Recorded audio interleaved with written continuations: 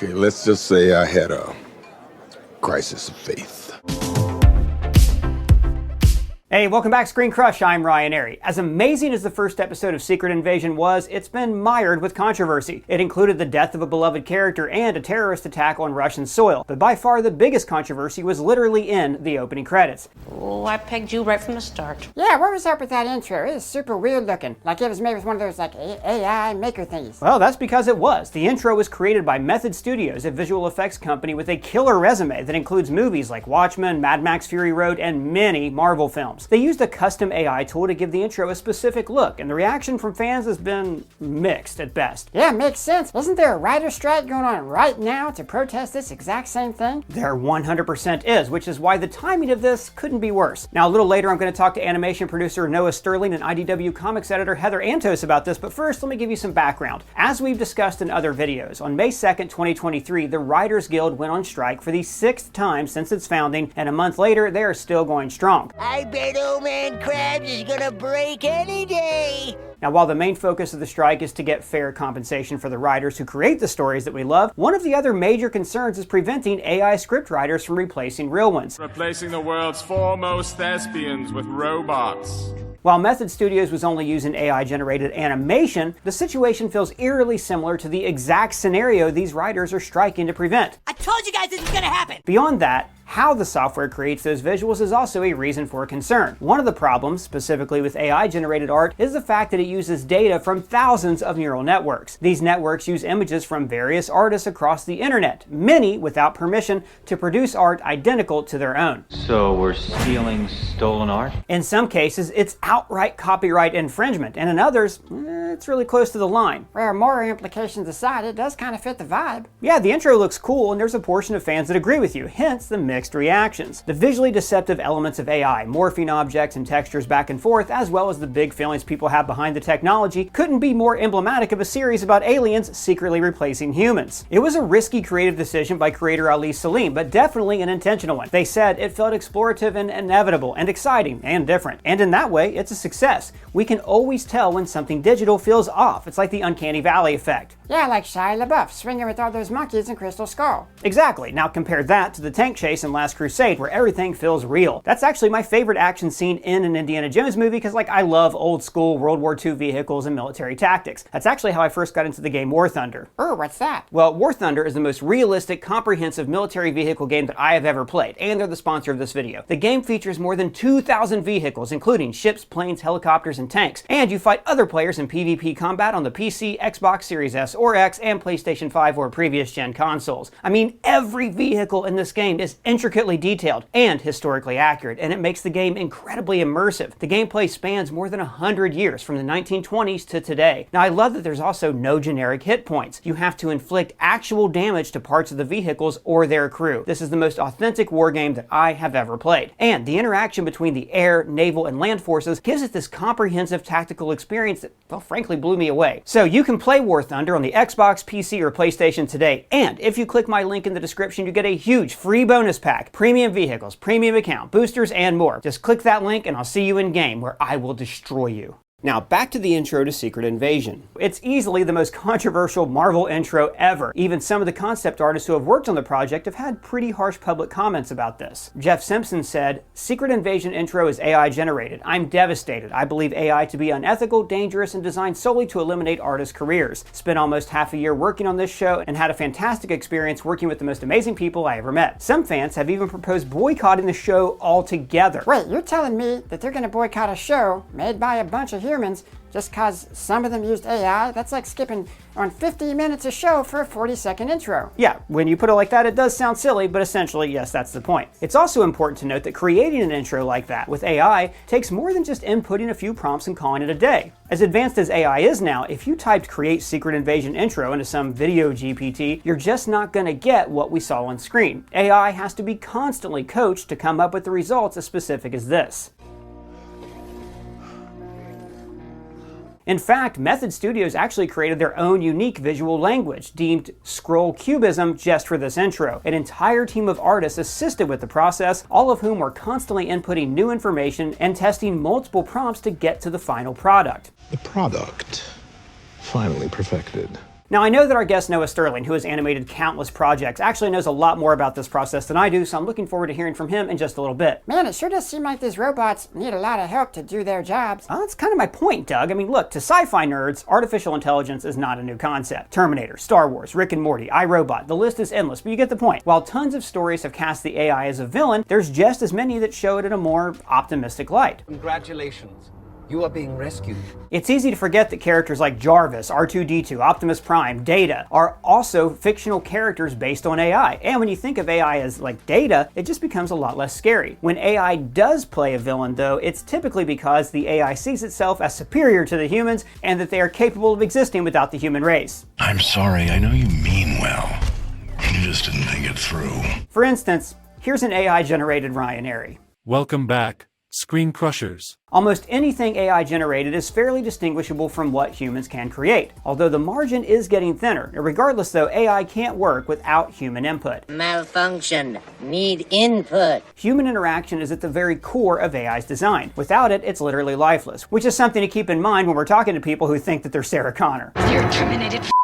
Now, while the Secret Invasion intro is certainly one of the more unique intros we've ever seen, it still looks off. Like, there's no reason to put a nose like that on the side of Sam Jackson's face mid-transition here. There's just some things that AI is going to overlook. Even the most advanced forms of ChatGPT have a hard time carrying a story or keeping facts straight without humans having to constantly correct it. If you douse me again and I'm not on fire, I'm donating you to City College.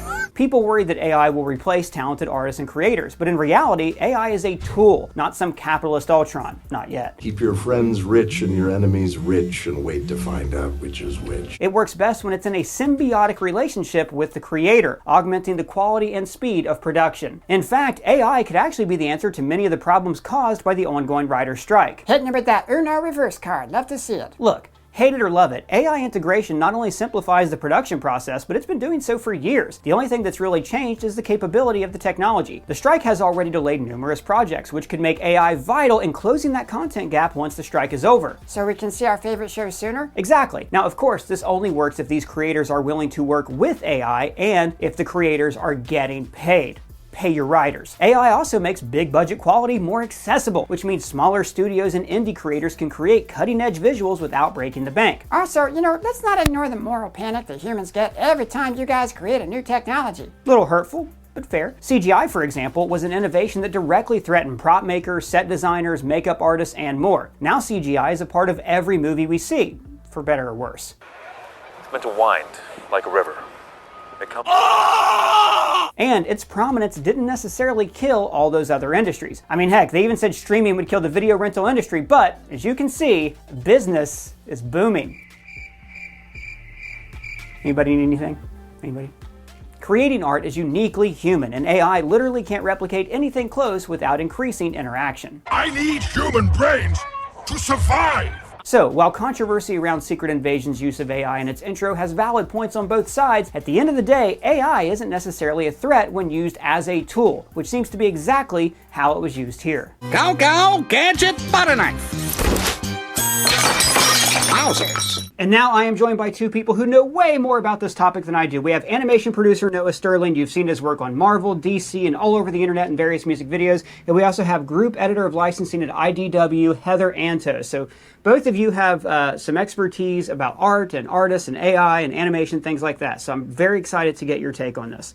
Noah, I just want to start with you. So can you talk about this actual intro to Secret Invasion? Like, what kind of AI art is this? And, could it have even been done by humans? Like, what was the means of creation here? Yeah, it's hard to know the exact process that they used. My guess would be is that they had a series of art pieces or still photographs of the different elements that were likely created by a human or photographed, and then they put them through an AI diffuser model, either Stable Diffusion or one of the other variants built on top of Stable Diffusion. And what you can do is go through the process of creating these weird morphy images where one kind of distorts and moves into the other based on the input data that you've put into the software. It's hard to know exactly which software that they used because there are a lot of different ways you can do that particular technique. But my best guess is that they had original illustrations, photos or renders that they then put through the AI model to create that looping, warping, distorting effect. So just to follow up on that really quick, as an animation producer, I know you've touched on a lot of different genres, love your work.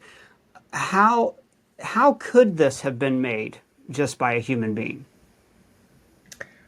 Like this particular art the style. interesting thing about that type of animation is it's not meant to look like it was made like a human being. That style is, notably meant to look AI generated, meant to look artificial, meant to look like a computer creating weird connections between the different images. So you're getting strange artifacting that looks unnatural and distorted. And thematically, I'm sure that's what they were going with. They were trying to go with the thematics of something looking off. They were going for a facsimile of imagery that looks unnatural, that looks strange, and so probably baking in the process of creating this imagery using AI with the thematics of the TV show itself. I looked at this and I thought, boy, if you wanted to do that with a human, it looks like it's painted, it's hand drawn, like that short film, that Oscar-winning short film, The Old Man and the Sea. To me, it looked like something that would have just taken thousands of man-hours to accomplish, and then AI can use these images to take the shortcut. I thought it was interesting that you said it would have to start with an image generated by a human. Is that because just from a technical perspective, it would need to start as an image drawn by a human? Or is it like illegal, like a copyright thing? They couldn't have just told like an app to say, make me a scroll. So the copyright gets complicated because you cannot copyright AI-generated imagery because it is not created by a human. You can only copyright imagery and creations made by humans.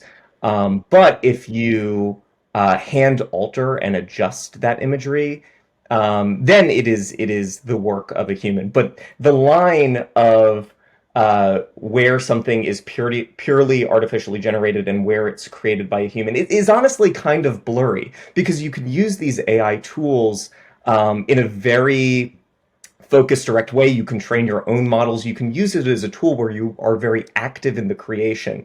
And I think that there's a bit of nuance that is lost in terms of how this imagery is made and how the technology works. Because I think that people's discomfort has largely to do with the lack of, human input and human choice in the way the images are created. And let's be real, if you're using something like Midjourney or Stable Diffusion or Leonardo, a lot of the time, you're not acting like a creator or an artist. You're acting more like a producer or maybe a client that is commissioning artwork. As a animation producer, I give a lot of instructions to real animators on what to create and the specifications, but I wouldn't call myself the creator of the work that is then made. Conversely, you can use you can use this technology in a way that is a lot more deliberate. You can train models on your own work. You can train them with a lot more specificity where you are active in the way the technology is working.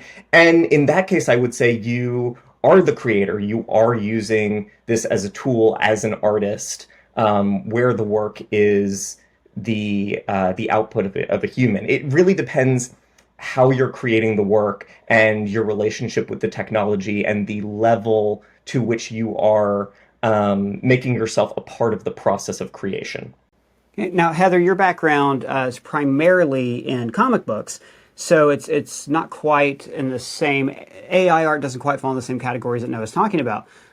Before we get into like a few follow-ups to what Noah said, what are just your general feelings on AI art with people like making fun portraits of themselves with AI art or with corporations using it? Where do you land on this?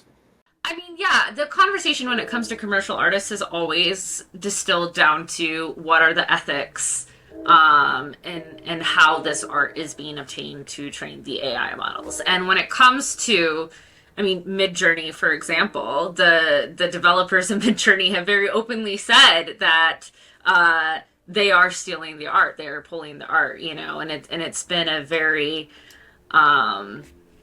big topic of debate of across the board.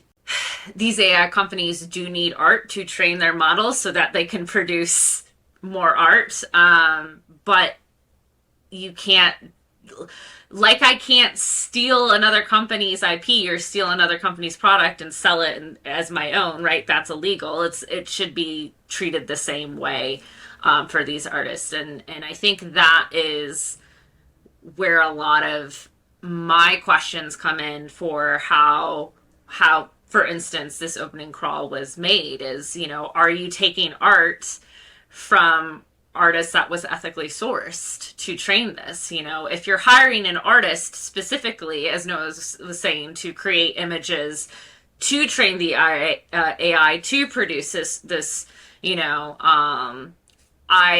whether or not I personally agree with that, like, it is at least it's coming from someone who's getting paid to do that job, you know. But if this is just a method to, you know, how do we get out of paying artists? How do we, you know, cut the man hours? How do we, you know, it becomes tricky. And that's where a lot of artists today have issue with AI. What is the threat, you think, in your industry or in other industries about AI, you know, taking their jobs away from artists? It's because the average human doesn't care whether or not a real artist touched this, or whether it is good, so to speak. There's the average human just cares about if it's good enough, right? And if I can get it cheap, fast, and good enough. And that's where you get a lot of, like, you know, everyone was using those profile image generators very early on, right? Throw your photo in and mess around with it and make yourself a superhero, make yourself like a Van Gogh painting, right? And what we like, it all distills to ego, right? I get this image of me done in this cool way for free. I don't want to pay an artist $100 to do that when I can just throw it in this filter and have it done for me. And it's generally coming down to undervaluing what artists are contributing, and I think that is where a lot of the conversation tends to go. I think it's important to provide a bit of a broader context in which a lot of this new AI technology is being introduced. And Heather, I'm sure you might have your own thoughts on this, but I think a big problem that artists are facing broadly, even outside of all the AI stuff, is that being part of the entertainment industry and part of the media industry is supporting fewer and fewer stable careers and lifestyles. Yep. We're reaching a point where the entertainment industry is progressively run as a gig economy, where if you want to participate in it, you need to have a pre-existing support structure, or and be willing to do a lot of unpaid or underpaid work in the hopes that you reach a point where it will be sustainable as a career. And we are seeing fewer and fewer jobs like that in the industry generally. This is a big reason that the Writers Guild is striking right now, because this entire industry is supporting fewer and fewer stable incomes and jobs. So that's already happening because of the gigification of entertainment. And then this new technology is introduced, where is it going to replace the quality of work, the intentionality of a human artist? No, but it kind of, or at least not anytime immediately soon, but it kind of doesn't have to. And the concern is less that it will meet the threshold of a human artist, and more that producers, who are mostly concerned with cutting corners, are going to do things like one of the things the Writers Guild is most worried about is not that studios are going to use the AI to write scripts wholesale, but more so that they're going to use the AI to say, write an outline or write a first draft of a script where they like input maybe a book they got the rights to, tell the AI to turn it into a first draft, and then pay a human to fix all of it, but use the excuse that it is technically now a second draft to pay that human writer less. Right. And that is likely to happen with art and imagery as well. Right now, work that comes out of an AI generator, it is not production ready, but it gives you a base to where you can make the process of that work sustain the work of fewer artists, and so that you can underpay artists by giving them less work to do. That's already happening. I mean, it's something we've seen on smaller scales. I don't think it's reached, the really high scales of, like you said, art is not being production ready, but we're already seeing, here I've screwed around with AI concept. Here's all my concept art for this project. It's really cool. Now you artist copy it. So when you say, Heather, when you say, "Oh, I've messed around with this," now you artists copy it. Specifically, are you speaking? I don't want you to get. I'm not going to name names or anything, but right. writers are doing this. Writers are doing that. Okay, writers are doing it. I've seen producers doing it as well. When it comes to this is just my general concept art. I'm taking it to the storyboard artists or the costume designers. We've already done all the basic design, as you said, Noah. Now you human fix it. So you're almost eliminating an entire design phase of everything in this, and artists themselves are getting handed, here's AI art that I trained off of your art. Now you finish it. And that's where it gets really uncomfortable, is when artists are seeing their work being used to train these AI, right? That they are not getting compensated for. So just to follow up on that, there's a certain, if I'm going to take a parallel to this, right? There used to be this book Marvel sold called How to Draw Comics the Marvel Way. Yeah. And it was essentially a guide, and I believe they would train new artists on this, of how to draw like Jack Kirby. Yes. And I think they continued to do this even after Kirby had left for, what he thought was greener pastures at DC, but that's for another video. Is there something parallel to that, in the world of art or comic book art? I mean, there's always been house styles, right? You look at the 90s and everyone wanted to draw like Jim Lee, right? And that's, if you want to get a job under these editors like this style, train yourself to draw in this style. I would say that's an entirely different skill set. It's still a human getting a job, right? Sure. But in terms of the company saying, imitate Jack Kirby and we'll pay you less than we have to pay Jack Kirby, you're getting, it's sort of similar to AI art, where you're getting substandard work.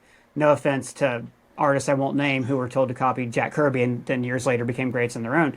But you are getting the same kind of thing. It's the corporation saying, it's not just a house style, it's do this. Like this guy. I feel like I would have to disagree. I think it's more like your self-checkout situation, where we're going to have a self-checkout happen, and then one person is going to oversee the all 6 self-checkout lanes. I think it's a much similar, situation to that.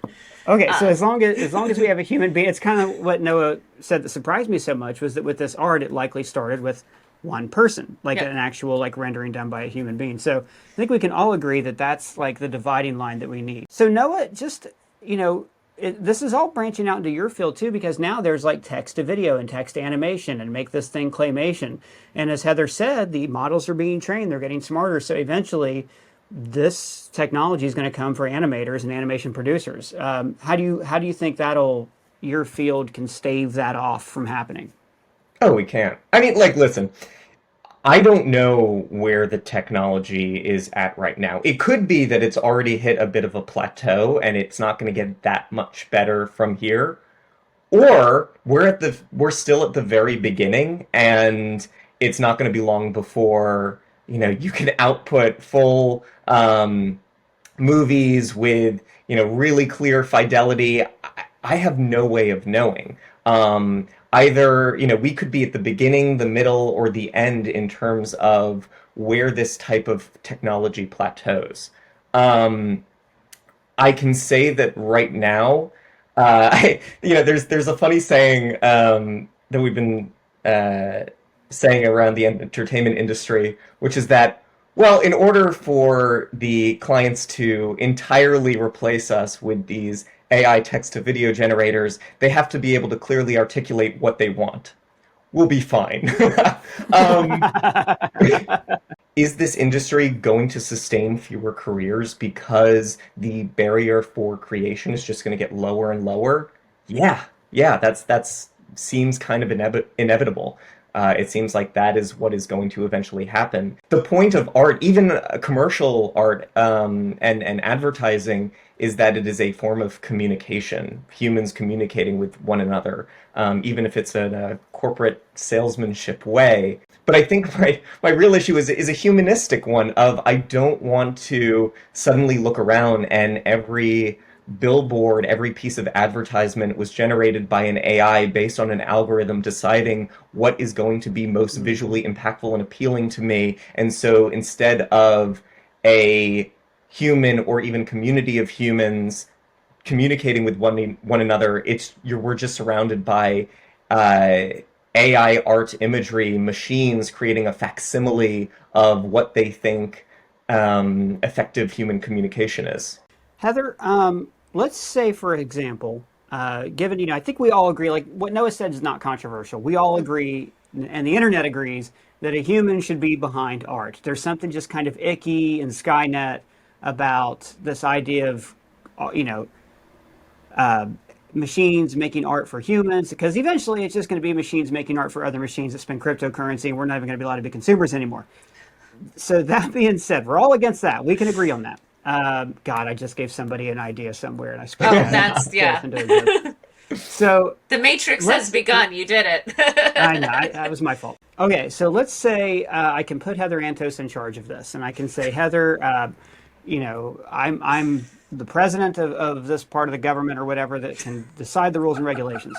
What kind of protections, right, would you think that would need to be in place? Because, I talked earlier, and Noah's talked about how AI can be a great tool. Like you were talking about AI writing scripts. AI can't write scripts. They can do good research. I use an AI tool to help with our YouTube videos and algorithms and keyword SEO searches. So it's not like AI is all bad. It can be used as a tool. What safeguards would you put in place to protect artists? I think it's point blank. If AI is going to be trained on your work, whether that's writing, whether that's art, whether that's your videos, whatever it is, if your work is being used to train and feed this AI, it should be done with consent, and it should be. And if the person is going to be profiting off of this AI creation, there should be some sort of royalty fee, credit. It's if I'm going to create something that's going to profit off of someone else's contribution, that person should be profiting as well. Otherwise it's theft. On the note of AI art being theft, I think it's a little more complicated than that. And I think the usage is what matters, because the way that the AI models work is, you're taking these giant data sets, you're putting them through, you're asking a learning model to create connections and inferences, and then you're putting it through a diffusion process and creating something entirely new. When you create a derivative work using an AI image generator, you are technically creating a brand new piece. And I think that the language around calling it theft is a little unnuanced. Because I think that there are serious issues with using the AI to copy someone's style and aesthetic and then commercially profit off of it. However, I think the ramifications of making any type of derivative work something that you need to pay for would really limit creators, not just of AI work. Also, in my defense too, Ryan gave me omnipotent power, so I was just, obviously it's a much more nuanced conversation. But if I have omnipotent power, everyone whose work is being, fed through this through the diffusion, would be one. It would just be consensual. I think that's the biggest thing is, all of these artists who over a decade of work on DeviantArt or, any of these other platforms where the platform just is universally agreeing, your art can be used to train all of this stuff, right? That's not great. Whether or not it's in the terms and services, and that's where things get tricky for sure. I think if you're creating a commercial product, 100%, I agree with you. Unambiguously, I think that a strong argument can be made that the derivative work from an AI is new art, right? That it's not just simply a filter or a derivative work, like taking pieces from someone's pre-existing work. It is creating a new thing. However, I think that people's, and especially artists' visceral emotional discomfort that I agree with, that I empathize with, comes from the fact that I think for people, a lot of the people online that create art using Midjourney and other software like that, and especially using it to emulate the work of other artists, do so in a way that seems not to respect the artists that they're creating derivatives on. And, you have this magic box that just sort of, outputs these beautiful images. And the work that comes out of the magic box, to a lot of the people engaging with it, feels more real than the human artwork that went into training it. And I think that's the distinction that makes so many artists really uncomfortable. Yeah, and I think right now we're at like phase 1 of 100 when it comes to this argument. Morally, ethically, legally, I do stand by that AI is a great tool that to be used by a human. It's just not I don't think anyone's going to disagree with this. It should never be used to replace a human. Well, thank both of you very much for coming. I learned a lot, and I hope everybody else did too. Noah Sterling, where can the people find you out on the internet? You can find me on Instagram at NoahSterling42, and my website is noahsterling.com. And Heather Antos, where can the people find you? You can find me at Heather Antos on all of the things. And just a reminder to check out War Thunder on the Xbox, PC, or PlayStation today. And if you click my link in the description, you get a huge free bonus pack, premium vehicles, premium account boosters, and more. Click that link and I'll see you in games. And we want to hear from all of you about this. Did you like the intro to Secret Invasion? Do you think AI art should replace human beings? Are you a soulless monster? Let us know your thoughts down in the comments below or at me on Twitter. And if it's your first time here, please subscribe and smash that bell for alerts. For ScreenCrush, I'm Ryan Arey.